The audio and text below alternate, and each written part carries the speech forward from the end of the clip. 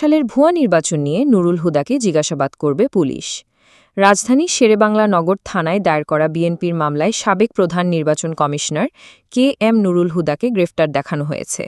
রোববার সন্ধ্যায় স্থানীয় জনতা তাকে আটক করে, পরে উত্তরা পশ্চিম থানা পুলিশ এসে তাকে নিয়ে যায়। রাতেই তাকে জিজ্ঞাসাবাদ ও নিরাপত্তার স্বার্থে উত্তরা পশ্চিম থানা থেকে ডিবি কার্যালয়ে নেওয়া হয়েছে।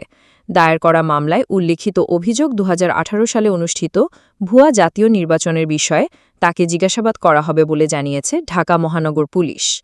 জানতে চাইলে ডিএমপির শেরেবাংলা নগর থানার ভারপ্রাপ্ত কর্মকর্তা মোহাম্মদ ইমাউল হক ঢাকা পোস্টকে বলেন, আওয়ামী লীগ আমলে অনুষ্ঠিত 3টি জাতীয় নির্বাচনে অনিয়ম ও কারচুপির অভিযোগে সাবেক প্রধানমন্ত্রী শেখ হাসিনা ও সাবেক 3 প্রধান নির্বাচন কমিশনারকে আসামি করে বিএনপির পক্ষ থেকে ডিএমপির শেরেবাংলা নগর থানায় মামলা দায়ের করা হয়েছে।